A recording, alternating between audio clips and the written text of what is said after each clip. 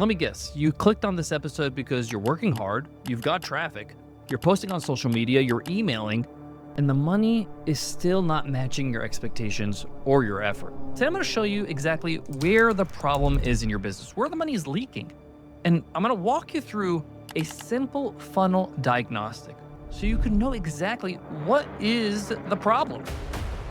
Can I get 30 seconds of your time? We love guiding you on your business journey, and we want to help even more people build their dream lives. So if you could hit the subscribe button, it would be greatly appreciated. It's completely free and it helps us out more than you know.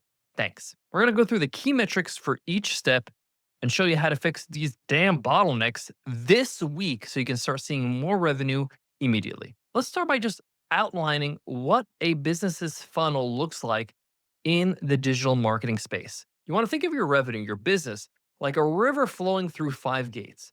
And each gate either is going to open, meaning it is clear, there's no problems, no issues, no bottlenecks, or it's going to be shut and it's going to stop you from making the revenue that you need. So let's go through those 5 gates. The first one is market and message. You can see this as marketing.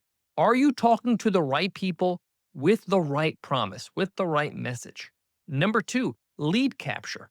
Do visitors of your content become leads? Do they join your email list? Number three, nurture. Once they're on your email list, do your leads actually engage with your emails? Do they open them? Do they click on them? Do they trust you? Is really what we're trying to find out. Gate number four, conversion and sales. This is where the rubber meets the road. Do buyers say yes when you ask them to buy? This is something that we need to work on because this is often where the problem lies. And number five, retention and support. Do buyers stay and buy again and again and refer you to other people? This is actually very critical because without it, it's very hard to have a sustainable business. Here's a quick hot tip. You want to first fix the gate, first fix the part of your funnel that's closest to the cash first. This is called the theory of constraints. I learned this the hard way. Don't pour more water, more traffic into a leaky pipe, right? You want to make sure that you are actually pouring more water in a good, well oiled machine, right? Meaning, I like to go at the sales part of the business, of the actual funnel, to figure out is there an issue with conversion? Because often what I find is 9 out of 10 businesses have a conversion problem and not a traffic problem. They're just not converting at a higher rate when it comes to no matter how many customers they have or how many leads they get, right?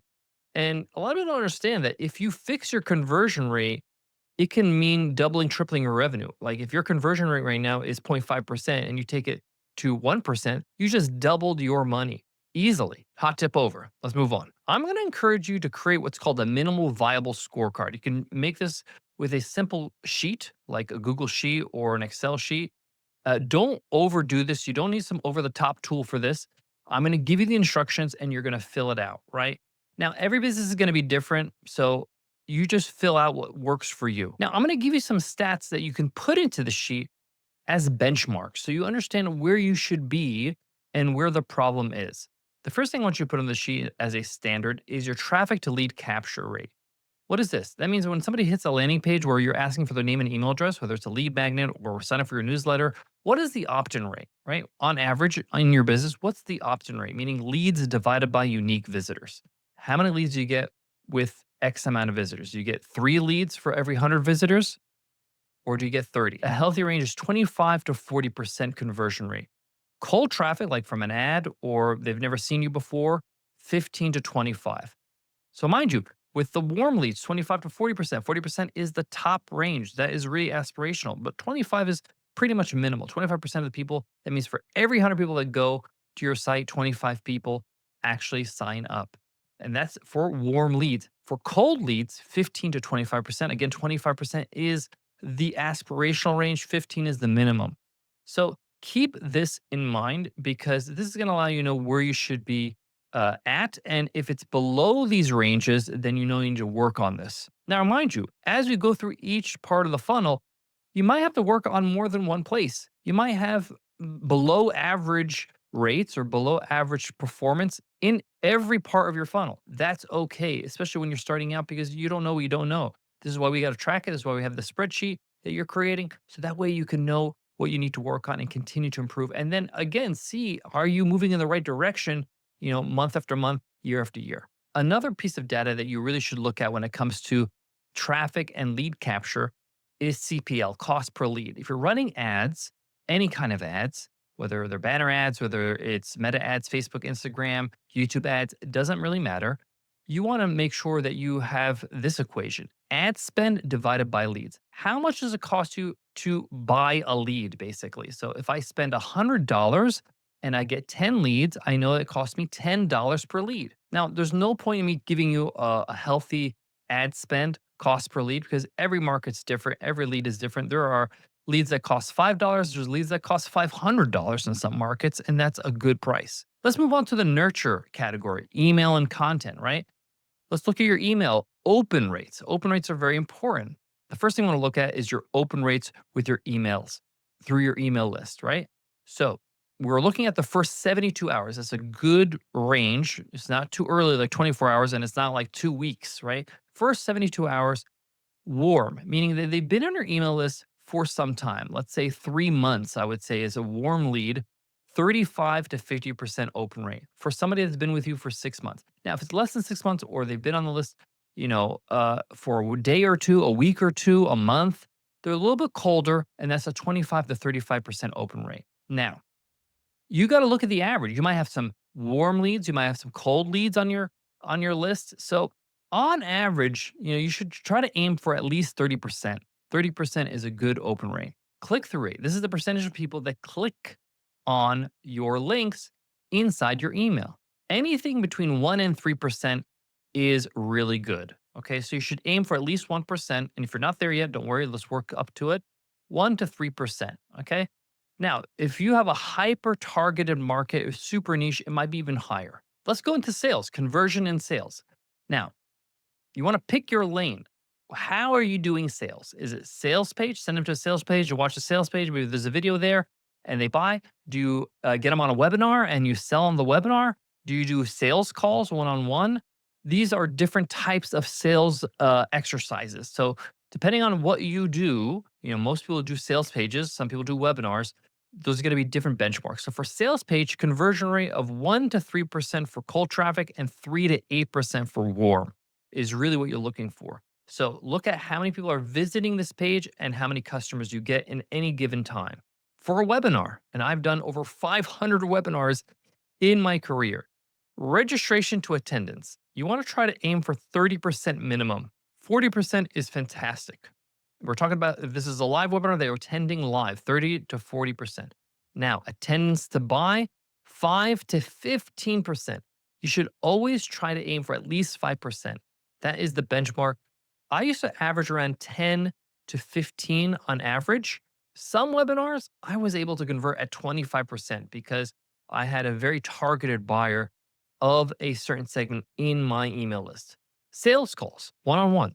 Show up rates, that means they actually show up to the appointment, 60 to 80%. And when it comes to closing that sale, 20 to 40%. You can see that sales calls, even though they're not scalable, they are great at conversions, super high conversions. Lastly, let's get to retention and support, okay? Refund rate. How many people refund in the first 14 to 30 days? You want to make sure your refund rate is less than 3% for informational products. 3% should be really your minimum here. For SaaS products, less than 5%. Now, you'll see that SaaS products or software products are a little bit higher than info products. Why? Because if something is not right, if something is not working, it's really the software's fault, right? There's no way to get around that. But when it comes to info products, most people blame themselves that they're not getting the results because they most likely didn't consume the info product or didn't implement what the info product tells them to do. If you have a reoccurring business, whether it's software or memberships or whatever it might be, if you're in your first stage of your business, early stage, first year, 5 to 8% is acceptable when it comes to churn. That means the rate of customers that leave you. And beyond that first year, you want to improve towards less than 3%. Less than 3% churn allows you to grow rapidly and not have to try to sell more to outpace churn. Now, what do you do with this spreadsheet? Well, you want to run a weekly 45-minute review, especially when you're trying to fix problems. After you have a well-oiled machine, maybe you can just review it once a week for 5 minutes. But You want to start by going to the sales transaction section, right? The conversion section. This is where the money is closest to. What else is close to the money? Well, retention and support. Okay. So you want to make sure that these areas are shored up first, right? So our refunds less than 3%. Is your churn too high? You want to fix onboarding. You want to fix the expectations customers have when they're signing up. You want to make sure everything is on point. One of the easiest ways to fix retention and refund rates and churn is to create an email welcome series where you say, day one, do this, day two, do this, day three, do this. Give them step by step instructions, encourage them, let them know how to get help if they have questions. This gives them guidance, and you're not just like, okay, you bought and you just ghost them. You want to make sure they know that you still have their back. For example, if you're looking at conversions, if you have a conversion problem in your sales strategy, traffic and leads look fine, but sales are low. Okay. So the problem is check out your offer. Is it clear? Is there a social proof? Is there a risk reversal, like a money back guarantee? Are your calls to action clear? Right. Some quick wins is to rewrite a headline with like a verb plus outcome plus time frame promise. What does this mean? So let me give you an example of this. Verb, sign up for this course plus outcome so you can learn how to snowboard plus time frame in 2 days. That's a nice promise. Easy to understand what they're buying. Make sure you add a risk reversal, like a money back guarantee, right? Make sure that there's a way for them to ask questions. Could they email support or chat with somebody? If you have a problem with the nurture part where they're on your email list and they're not really building trust with you, you have low open rates. A great quick win is to send shorter, story led emails with one call to action on the email, not multiple calls to action. Okay. So anytime you send a welcome series email, whatever, start with a short story, have that story connect with your message, and then have a call to action. Feel free to shoot a video that they can watch that might explain things faster. Where this is called show, don't tell, right? It might be a quick Loom video, a checklist, a before and after type of thing you want to show on video. That might be easier for you to communicate and earn trust. One of the easiest ways to engage your list and to get them to clicking and opening and replying is to do what's called a reactivation campaign, where you just send a simple short email, one sentence that says, what's your current roadblock? Reply and let me know. This just gets them to reply and to engage with you. Yes, you'll have to go back and forth with some emails, but you'll have more engaged subscribers and people that are actually starting to earn trust with you and what you can do for them. If you have a problem with the lead capture, right? Opt-in rates are under the benchmark. Then you want to maybe improve your lead magnet, improve what you're offering in exchange for their email address. Maybe add some more value.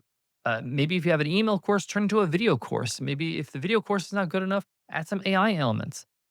Make sure that your call to action in the lead magnet page or the landing page is above the fold, meaning that they can put their name and email address without scrolling on their phone or on their desktop. Add social proof, add testimonials, add any kind of mentions you've had in any publications. If you have a problem with market and messaging, marketing, that top part, right? Everything downstreams from that. So if there's something wrong here, you might have a problem that you need fixing immediately, right? Because if there's no water flowing in the beginning, you're going to have a very hard time getting sales. The first thing I would do is clarify who you're serving, what industry, what market, who they are, what their pain points are. By knowing exactly who you're talking to, you can really craft a better message. Kill any weak channels. Double down on the ones that are giving you the most results. So if you're spreading yourself thin, being everywhere on LinkedIn and Facebook and Instagram and TikTok and everything else, then just look at the ones that are actually getting you the most engagement, the most traffic to your website. You can look at Google Analytics and find that out and just double down on one or two and just focus on that. Now, before we wrap up, let me just give you a quick example of me like diagnosing a business. Say, for example, there's a course creator selling a course for $497 and they get 5,000 page visits to their opt-in, right? And that opt-in converts at 10%, right? That's 500 leads.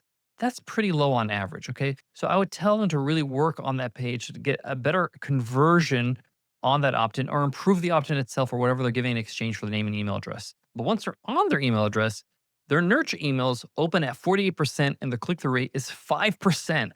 Very good, okay? So there's no issue here. They do double down on that. Just keep that going. You got to work on your conversion from the actual landing page to the opt-in so that you get more people coming through and converting. So to wrap up, if you're not making enough money, it's not a mystery. It's science, right? It's a mechanical problem in your business. Something is blocking the money. You want to trace the flow from market to capture to nurture to convert to retain. Fix the tightest gate nearest the cash, which I believe is convert or retain, which is where you make the sales or where you keep the sales with retention. You want to do one focus change per week so that you can see what works and test and then move on. So you know that, okay, that was a problem. That was a solution that worked. You want to create your metrics dashboard based on the numbers I gave you. And you want to look at that every single week. If you loved today's episode and want more practical business advice, then you should sign up for a 3 Things newsletter. Every week, I send a newsletter that's short, sweet, and valuable. It gives you 3 things: something to do, something to learn, and something to think about. So you're growing your mindset as well. Just go to 100mba.net/newsletter and sign up. It's free, it's value packed. Over 800 people have signed up just last week, so join them. Before I go, I want to leave you with this. Sometimes in business, success is just all about knowing your numbers, knowing the math, and looking at the numbers and seeing what's not working and fixing what's not working. It's a little bit boring sometimes, but it results in more money. And that's not boring, right? You want to make sure that you're optimizing your business as much as possible so that you can maximize the success and revenue that you can make. Just understand that whatever pain you're going through as you're going through these numbers and fixing these problems, it's well worth it. All right, I'll check you in the next episode.